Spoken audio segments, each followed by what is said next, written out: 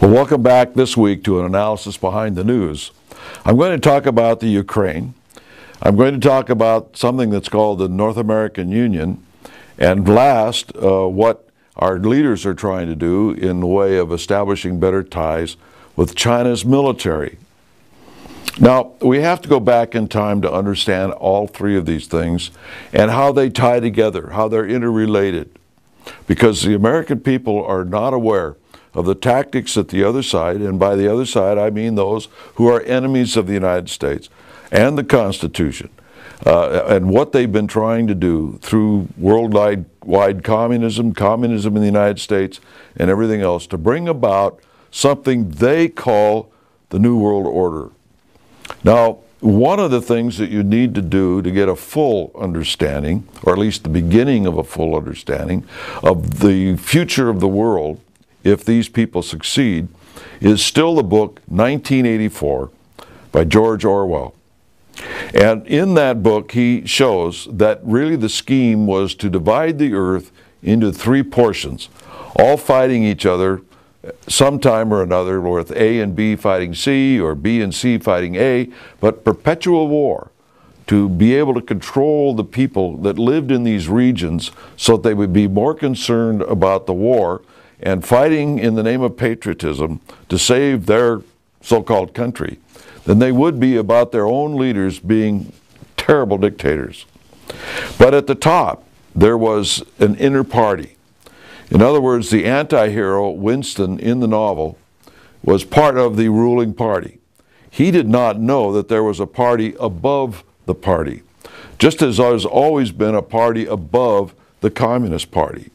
All you have to do is read the forewords written by Frederick Engels of the various editions of the Communist Manifesto, and in there he admits that this was all done by a secret society.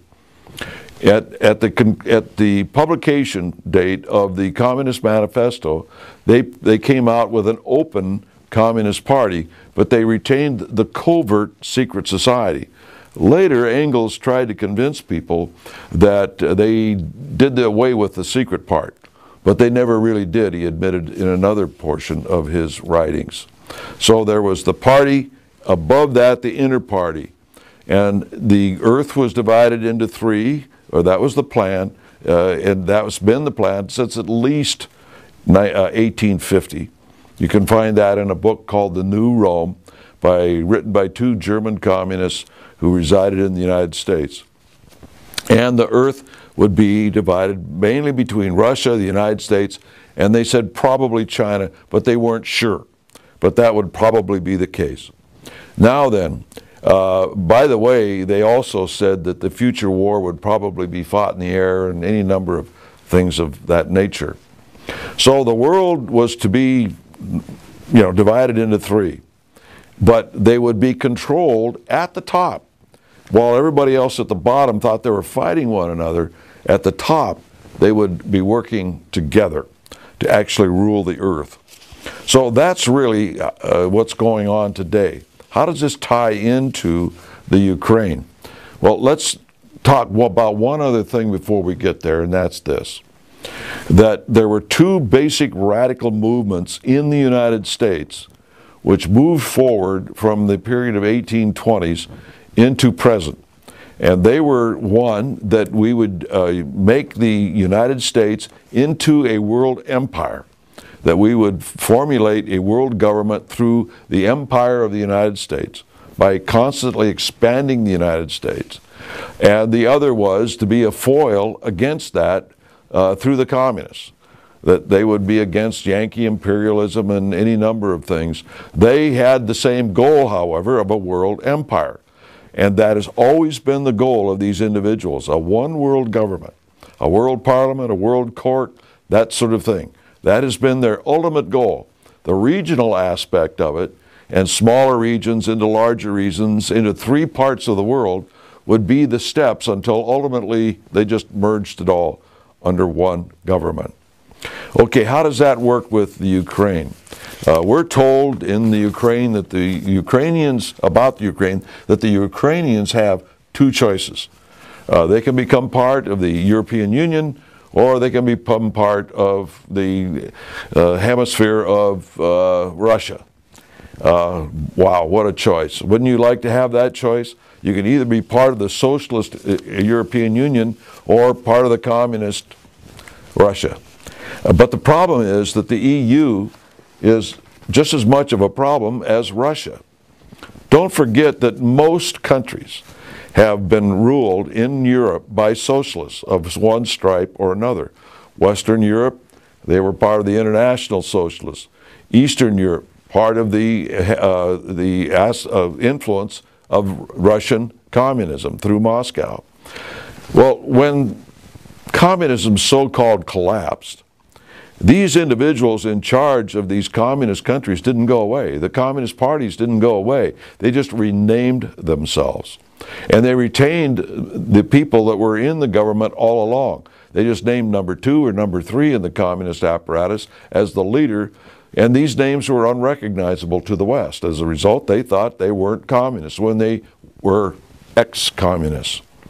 And so you have individuals in the Socialist International, controlled, by the way, by communists, and the ex-communists in Eastern Europe, Central Europe, that formulated the European Union. Short story. So this is the apparatus really honestly controlled out of Moscow, whether it's Russia or whether it's the EU. The Moscow Russians control the European hemisphere, if you will. That will become part of the whole third that we're talking about in the plot of 1984. So it doesn't matter whether the Ukraine goes into the EU or whether it gravitates towards Moscow, the end result will always be the same. Even Gorbachev, the last dictator of communist Russia, supposedly, said that the European Union was the new European Soviet. And he went on further to say that ultimately it would be from the Atlantic to the Urals, and it would be controlled by communists. End of story, more or less. So that's the problem, and how Ukraine fits into this. Don't pay any attention to the show business. These poor people in the streets have no idea of what's going on. If this is a spontaneous uprising of the people, who do they have to negotiate this sort of thing? They found plenty of people to negotiate and make it all go away overnight.